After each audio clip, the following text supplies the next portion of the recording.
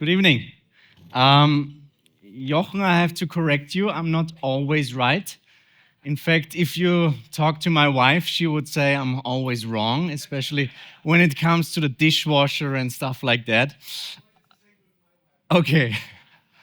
So, good evening, and it's a great pleasure being here again. Lots of happy faces, lots of familiar faces. We saw each other exactly 1 year ago when the price of gold was trading at 2,700. Now we're at 4,000. So it's been a good year for us. And it's also been an interesting year. And who was here last year when I presented? Who remembers my little road trip that I had with our dear host, Patrick Michaels?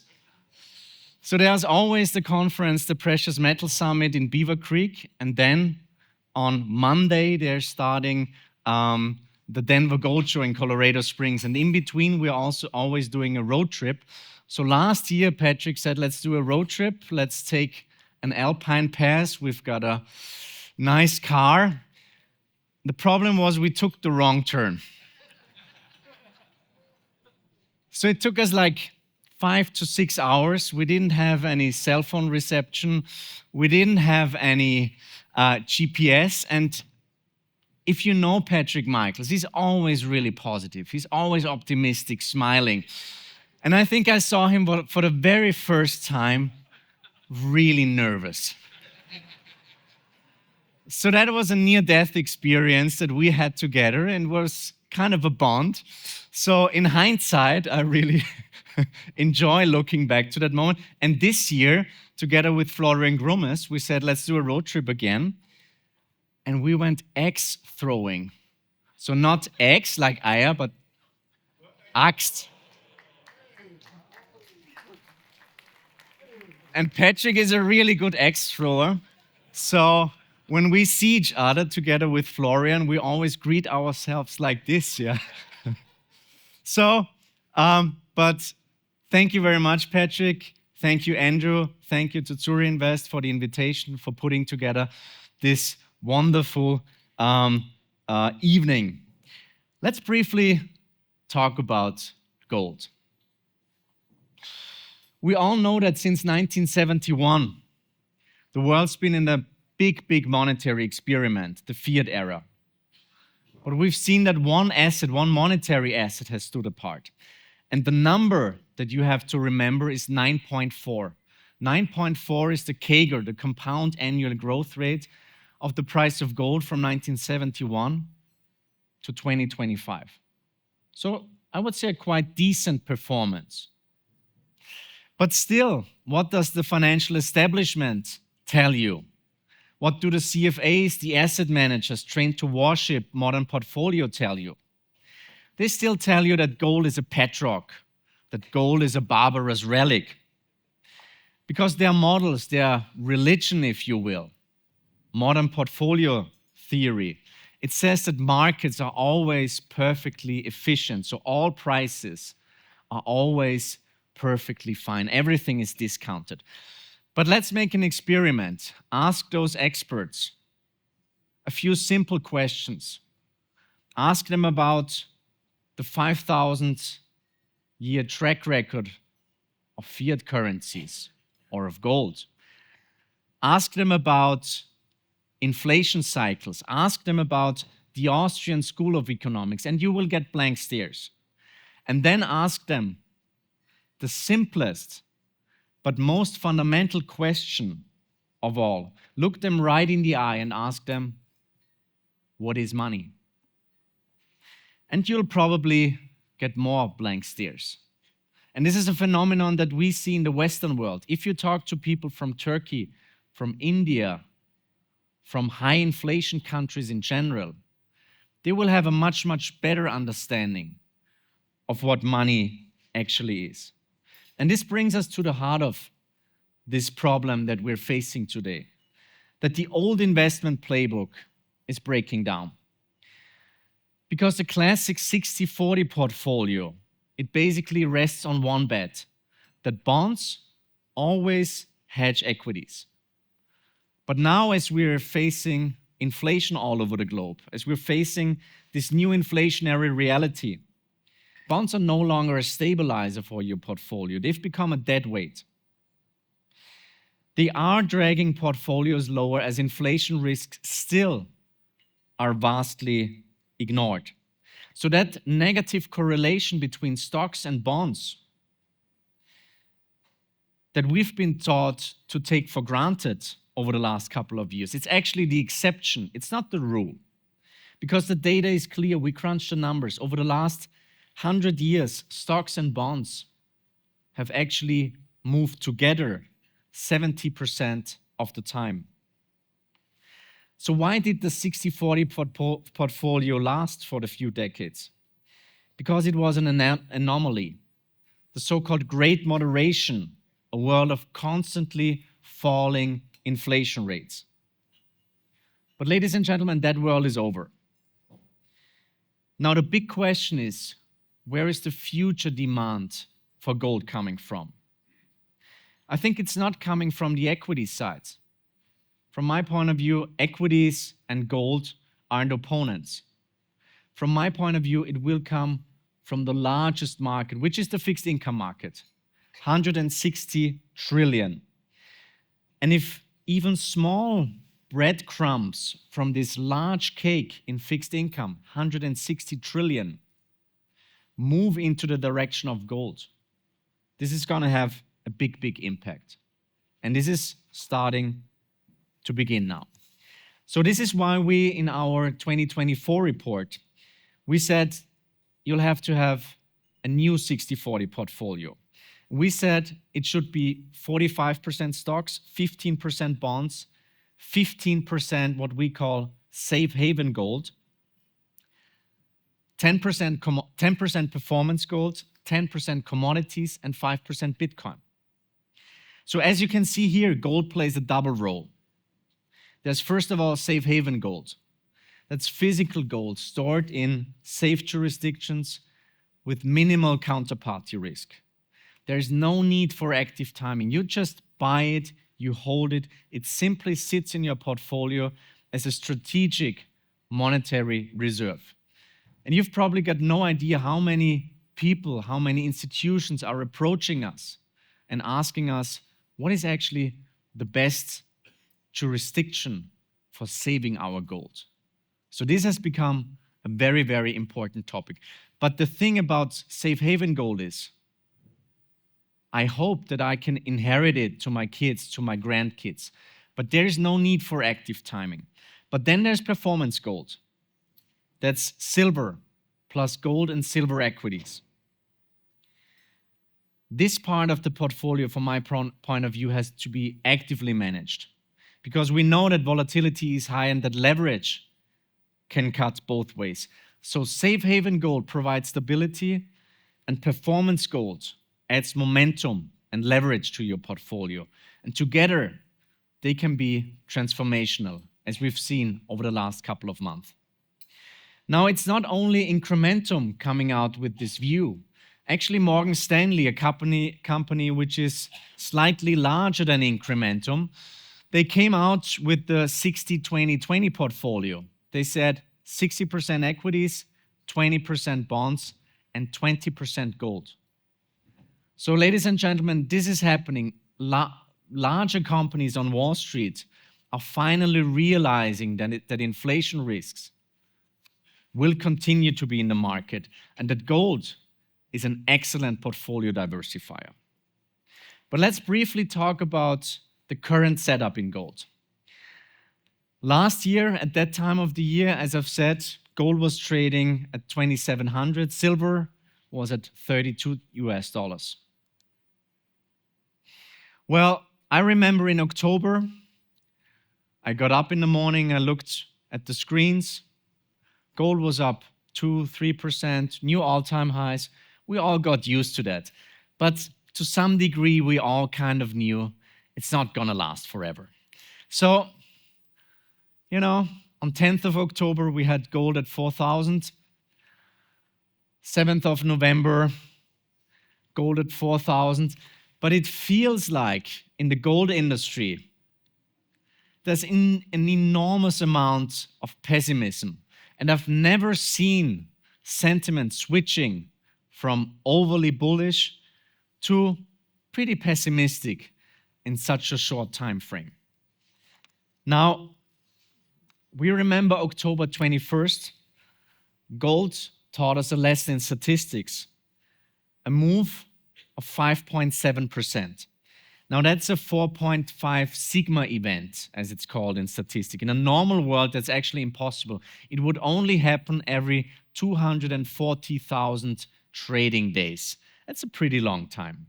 But in real life, actually, it happened 35 times since the year 1971. So it happens. So the message is, gold isn't really a low volatility asset. And we all know that the move in October, it was driven by FOMO, fear of missing out. It was driven by momentum chasers. And I think those short-term players and the weak hands, they've been cleared out over the last couple of weeks. Now, what does it mean going forward? Statistically, we crunch the numbers. After such days, high volatility, usually calmer days are ahead. So now is not the time to panic. Now is the time to do your homework. Now is the time to prudently build allocations. But I don't see really that it's the end of the correction yet. And we all know that the volatility in miners is brutal. So as you can see here on this chart, we showed the volatility of mining stocks in the last two bull markets, in the current bull market. Look at the y-axis.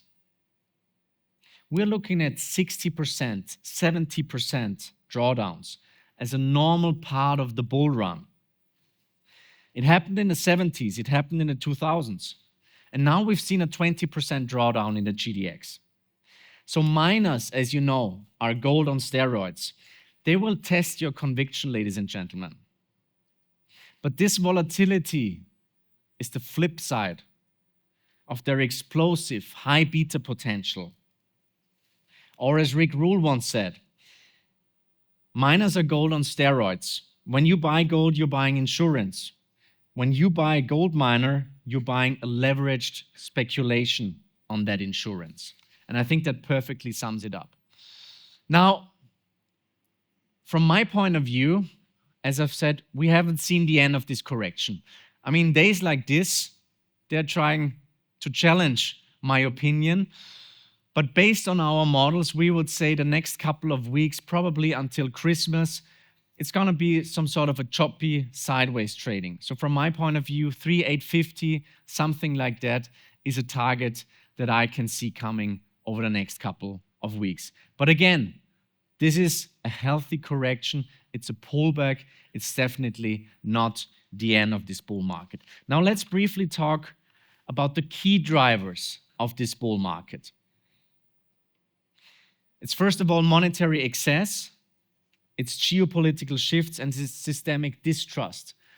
Or as a Wall Street bank recently said, the 3 Ds: debasement, de-dollarization, and diversification. I think it's interesting that now the term debasement trade is so big in financial media, and they're talking about it now, and it's like the next big thing. From my point of view, the debasement trade actually began in 1971. But anyways, it is the momentum that we're seeing in markets.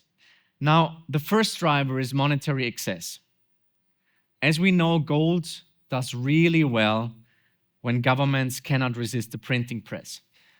On average, since 1971, M2, that's a monetary aggregate, grows by 7.4% per year.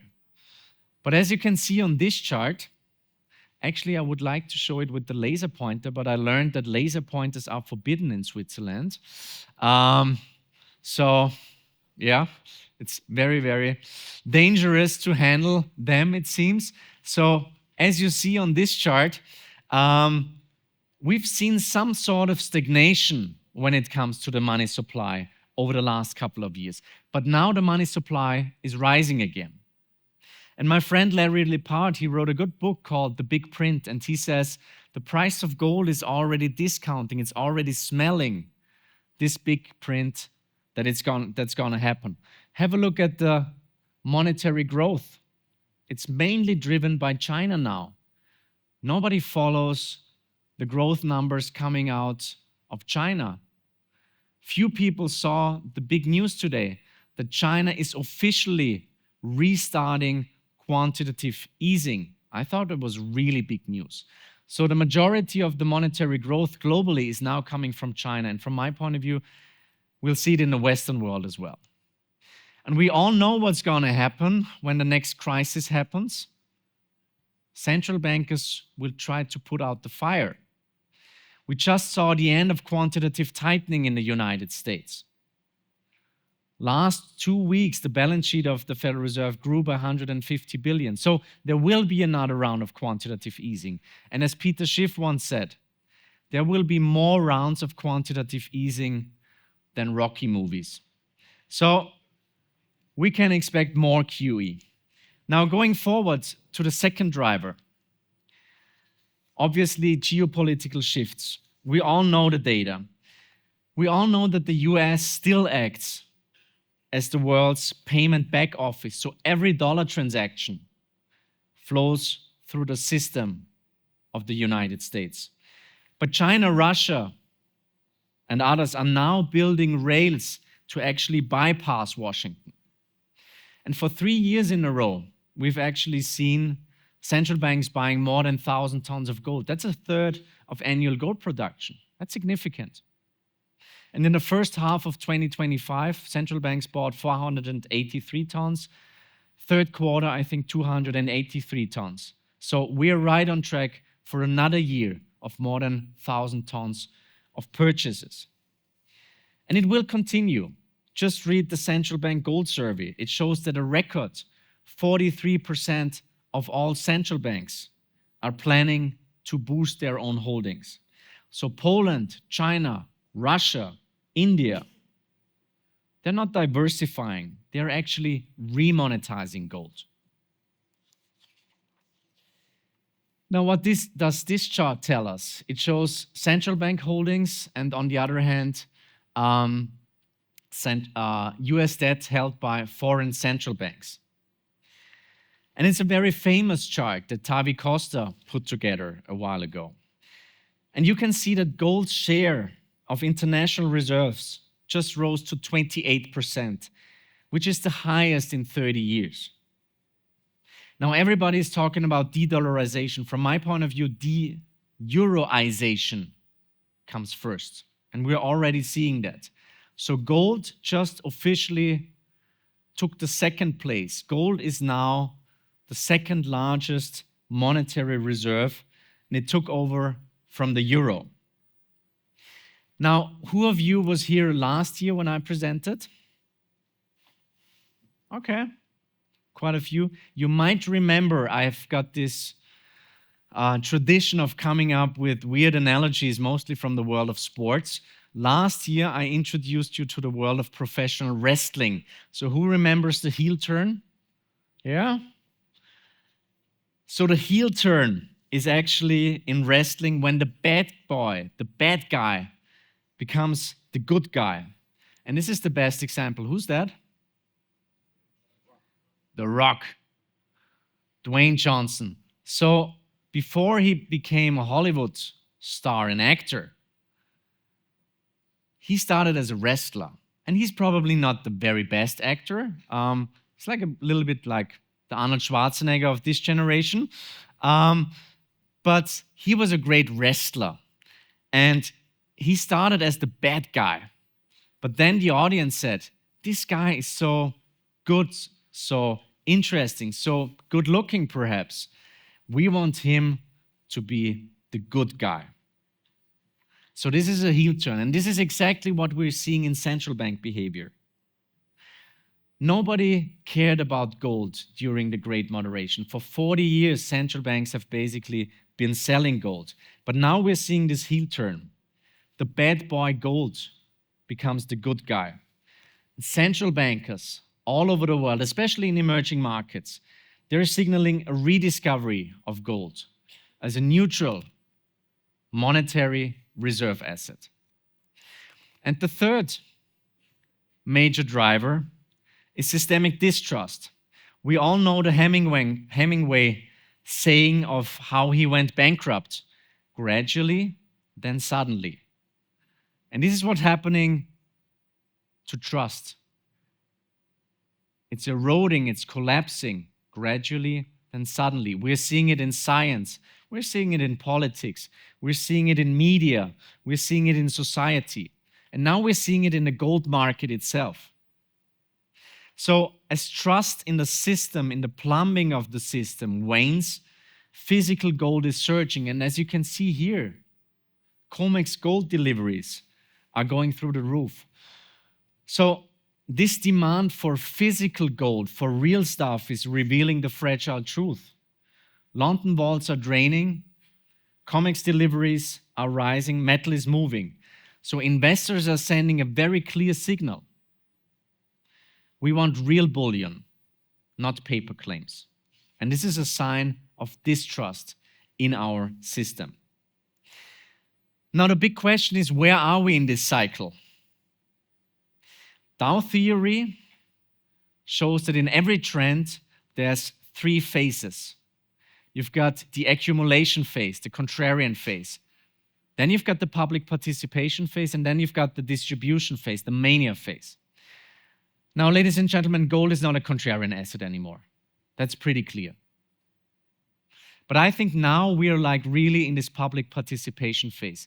And here's like the green arrow when we put out our last In Gold We Trust report in May 2025. Since then, quite a lot of things happened. Actually, Jamie Dimon says that gold could easily go to 5,000 or even 10,000. Goldman said gold could go to 4,900 in 2026. If you followed on Bloomberg the commodity price forecasts previously, all those analysts basically expected a sideways move and then the price of gold to go lower. So this is a sign of a bull market. I worked as an analyst for 7 years. You don't want to be the big contrarian in a big bank because it's about career risk.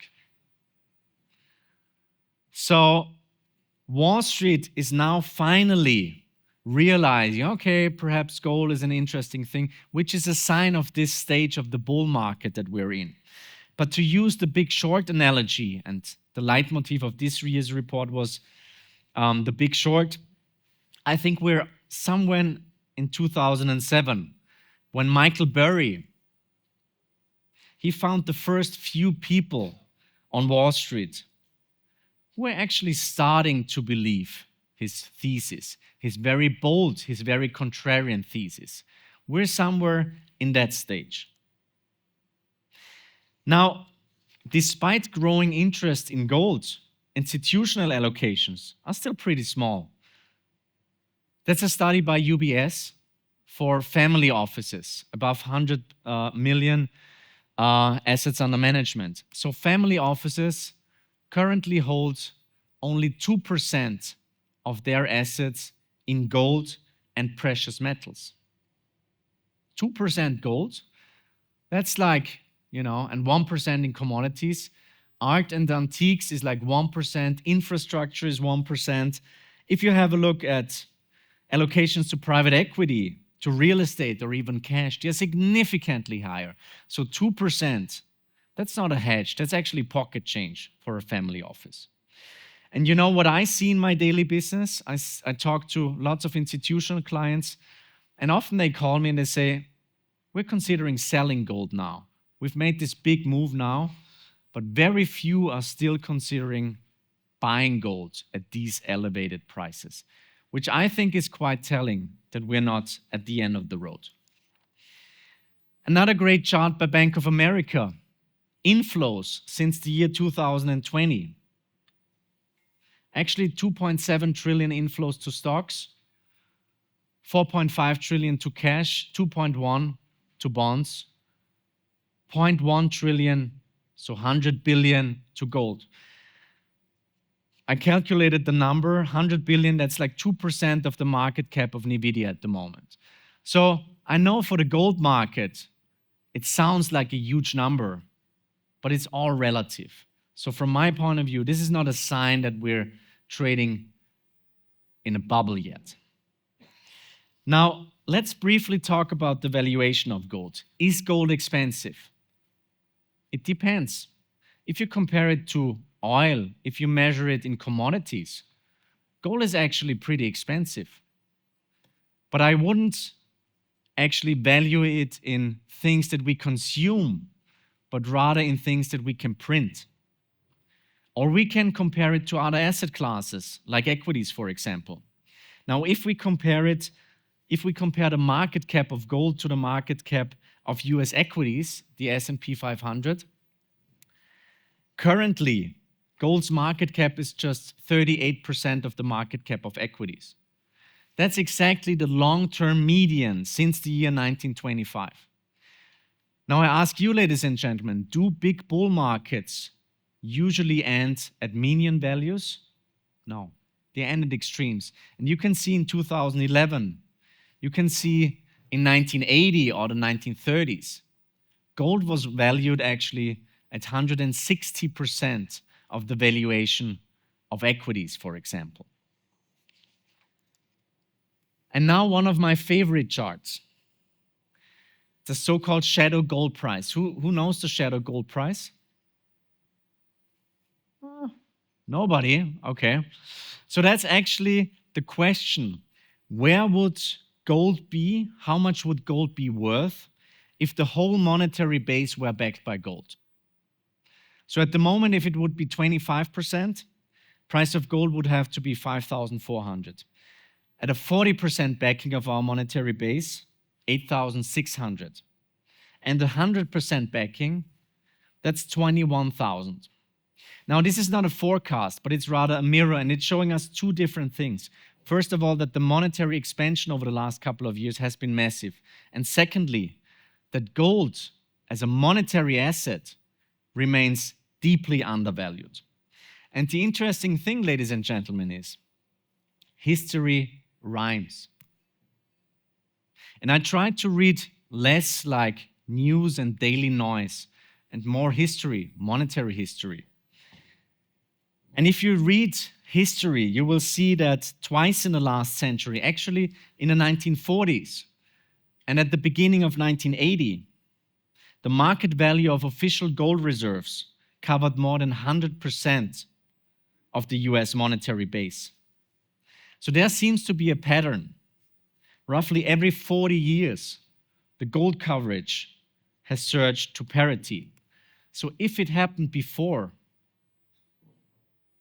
why can't it happen again? Especially if you closely listen what this gentleman is saying. Who's that? Scott Bessent, Treasury Secretary. He's on record calling himself a gold bug. His by far largest private position is gold. And he said he wants to be a part of a Bretton Woods realignment. And then there's Stephen Mirren. Who's Stephen Mirren? He's a former senior advisor to the Treasury and now the chairman of the Council of Economic Advisors. He's basically the most influential guy when it comes to the economy and advisory for Donald Trump in the administration. He's now, since August 2025, he's temporarily also in the Federal Reserve's Board of Governors. He's the only one who's always dissenting. He says, we have to lower by 50 basis points. And he wrote one of the most fascinating papers that I've read over the last couple of years. It's a user's guide to restructuring the global trading system. If you haven't read it, read it. It's not easy. It's pretty complex. I read it 4 times. I still don't get everything, but this is exactly the playbook that the Trump administration is working off. So the takeaway is simple. The new Treasury Secretary and the President's top economic advisor, they're aligned. And gold plays a major role in their plans. Now let's briefly talk about what I call performance gold, because one of the main takeaways of this year's In Gold We Trust report was the first half of the bull market, that's gold. But in the second part of the bull market, this is where you should be overweight performance gold, silver and gold and silver mining equities.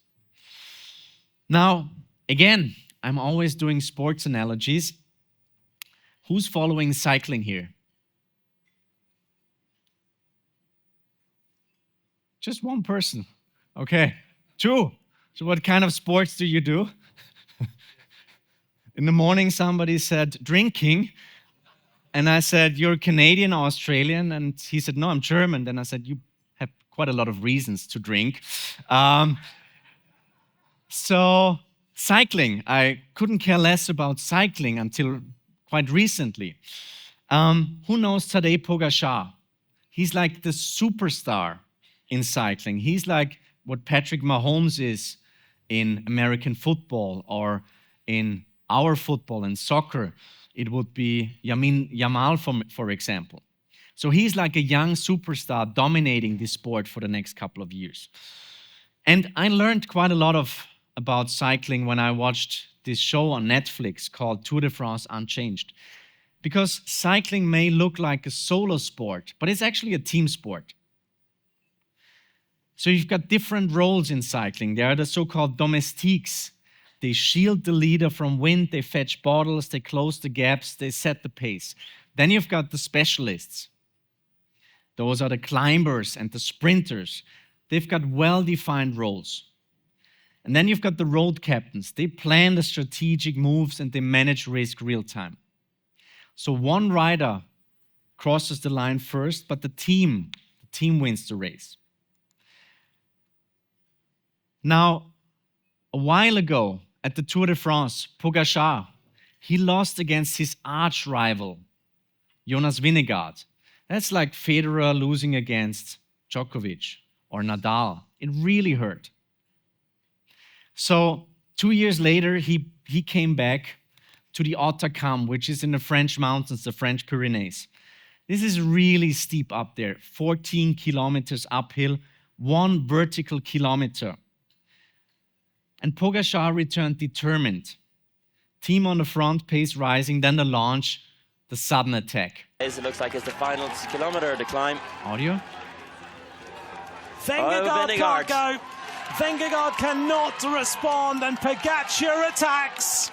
Now the world champion puts in a hammer blow, and Vingegaard cannot respond in any way. Vingegaard looks behind. It looks always just a bad moment, but he's not totally exploded yet.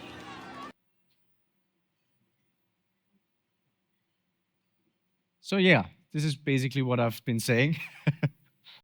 It looks like it's the final kilometer of the climb. Vingegaard can't go. Vingegaard cannot respond, and Pogačar attacks. Now the world champion puts in a hammer blow, and Vingegaard cannot respond in any way. Vingegaard looks behind. It looks always just a bad moment, but he's not totally exploded yet. So it's hard to grasp actually what he did. That's 445 watts of power. You cannot imagine this amount of power that he's putting in. About 60% of 1 horsepower. He flew up that mountain 28 kilometers an hour. And after this attack, the race was transformed. He won the Tour de France. Now, you may ask yourself, how the hell is that connected to gold? From my point of view, that's exactly where we are with gold. Safe haven gold has been the domestique carrying us through pandemics, through wars, through deficits. But now the leadership shifts. Now it's time for performance gold to shine. So like Pogačar on this moment of the race, we've entered a new phase. Now, gold and silver miners have started to outperform this year, finally. And you can see it on this chart. This is a relative chart showing actually the performance of gold, silver, the HUY, the Gold Bucks Index, and the Bloomberg Commodities Index versus the S&P 500. We're living in a relative world. So from a relative basis, we're seeing that gold has started outperforming the S&P already a while ago. Now silver basically is coming out of the wind, taking that momentum. And now finally gold mining stocks and silver mining stocks are catching up. The only thing that hasn't really moved yet, that's commodities. And I think that the risk reward in the commodity space is terrific, especially if you have a look at the charts. We're seeing lots of consolidation patterns, lots of breakouts quite recently. So this is the Hautacam moment that we're seeing. Performance gold is launching an epic attack. Now let's briefly talk about performance gold. Silver. As we all know, silver is up 67% year to date. I often said it's basically my highest conviction. We all know that the major driver for silver is actually a 140% increase for silver in photovoltaics over the last decade, which has led to 5 consecutive years of supply deficits, nearly 800 million ounces gone. But what's holding back silver at the moment is investment demand. We haven't really seen much investment demand coming into the silver market. I think this is going to get started at some point, especially when people say, well, gold actually had a pretty decent run, but look at silver. It's trading at the same levels like in 2011 or in 1980. And as the old technical saying goes, there is no such thing as a triple top. And with today's move in silver, we're seeing how explosive that is. So once investment demand really kicks into the tiny silver market, this is going to be the perfect storm. Now we know the gold-silver ratio is currently trading at 82. The long-term median since 1970 of the gold-silver ratio is 60. The long-term median since the year 1900 is 52. So you can see on a relative basis, silver is extremely undervalued versus gold. And you can also see that at secular peaks of gold, for example, in 1980 or in 2011, the gold-silver ratio was significantly lower. Now let's talk about the gold-silver ratio and talk about the leverage of silver. If the gold-silver ratio actually goes to its historical mean at roughly current prices, it would have to go to 65 at our 4,900 price target. Price of silver, just at the median value, would have to go to 82. If we reach our long-term inflationary target and the median value, it's a silver price of 148. Now let's do, just for the sake of it, $8,900 gold and a gold-silver ratio of 10. It's fairly easy to calculate. Glenn, what's the number? 890. So how does that sound to you? What does that to your sensitivity deck? Probably going to calculate that. So it's not a forecast, but can we rule out a gold-silver ratio of 10? We've seen it in history. So let's briefly talk about the miners. What you can see here is, again, a relative chart. GDX versus gold, and then on top, large cap gold miners versus junior cap gold miners.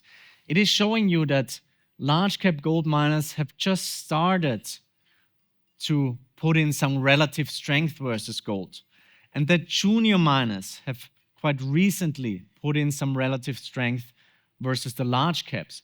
But this is like the normal behavior that you see over the course of a bull market, more risk appetite. And I think we'll meet somewhere in the middle for that chart going forward in that bull market.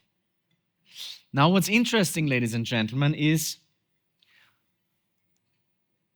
gold and silver miners have ripped, but money is still actually leaving. Look at this chart.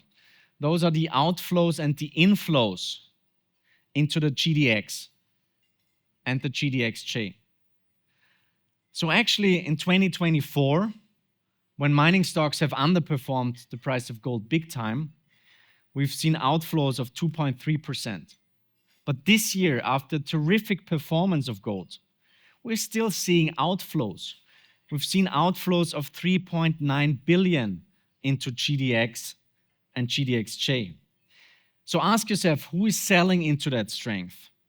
And who's left to buy when flows turn? So if prices rose while capital exited, what's going to happen when capital finally comes back? So the conclusion is, ladies and gentlemen, miners are underowned, they're misunderstood, and they're disbelieved. That's not how a bull market in gold usually ends. Bull markets end in euphoria, not in redemptions. I'm already kind of coming to an end. We're primarily asset managers. Most people know us for putting out the In Gold We Trust report, but I founded this asset management company 12 years ago.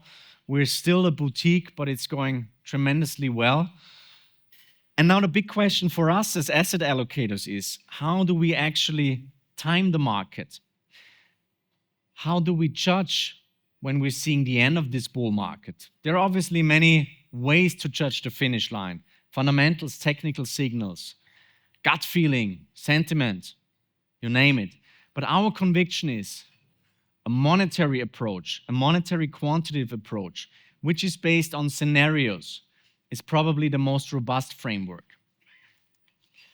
Now, we came out in 2020 saying that our base case forecast for gold is $4,800. We weren't taken serious, we were ridiculed, a little bit like Michael Burry was when he started with his thesis. Now, we're right on track, but actually we're now on track for our inflationary scenario. So we said, if we're seeing inflation or actually stagflation becoming a real driver in this decade, then we're seeing prices of 8,900 by the end of this decade. Now, who believes that the price of gold can go to 8,900 by the end of this decade? Just Jochen, Jessica, yeah, Florian. Very few people, which is a good sign from a contrarian point of view, I would say. But actually, 8,900 sounds like a big, big number. But from here to 2030, that's a 16.8% CAGR. So the price of gold would have to rise 16.8% every year until the end of 2030, the year 2030, and then we're at 8,900. I think that's pretty realistic, actually. Now, how do we manage mining stocks? We launched a new fund, the Active Gold Fund, 2 years ago, and we said mining stocks are one of the most compelling, one of the most interesting, but also one of the most demanding and complex asset classes. And our approach is a very active one. So we've got a signal, and the signal switched to offensive in December 2023, and we took basically the full amount of this bull market, 160%. But on October 10th, the signal switched to neutral. So since then, we've raised cash, and we're now holding 25 to 30% cash in our portfolio. So don't get me wrong. We don't say that the mining stocks are at the peak. We just took some profits. We didn't hit the brake. We just took, our foot a little bit off the gas pedal. But usually, this signal is moving from neutral to bullish over the time frame of a couple of weeks, 2 or 3 months. So that would put us like December, January, something like that. So my take on the current gold market is the following. Hold on to your strategic positions. Do your homework. Focus on your high convictions positions. Reduce high beta. Get rid of those momentum stocks where I saw many people that sold me inverse 10-baggers during the previous bull market. Those people, those promoters are back again. So be cautious. Buy quality, like the companies that we've seen today, for example. So going forward, my take is this is just a pause. This is a healthy correction that we're seeing, even though, this price action today is really convincing. But my take again is we'll see some sort of a sideways pattern or a continuation of the correction over the next couple of weeks. Now, as I've said, the leitmotif of this year's report was the Big Short. Now, what do we learn from the Big Short? Success is not about spotting what others miss. It's also about knowing when to step aside. Steve Eisman sold before Lehman collapsed. And this gentleman, Michael Burry, you know what he did quite recently? His by far largest position in his fund, I think it's 60% of his portfolio, is puts on Nvidia. Pretty interesting. Michael Burry, he closed his fund after $2 billion in profits. So my message to you, ladies and gentlemen, to the gold community, to the silver community, to the mining family, let's enjoy the bull market, this generational opportunity. Let's ride this bull market. Let's enjoy what we're seeing, this momentum finally, this sentiment that is now shifting. We've been through a brutal bear market. Let's make some money. But don't get carried away, ladies and gentlemen. Don't be greedy. You don't have to hold forever. You won't be selling at the exact top. And try to recognize the final stage just before the music stops. And when that moment comes, we'll be here to help you with the timing. Thank you very much for your attention. Thank you.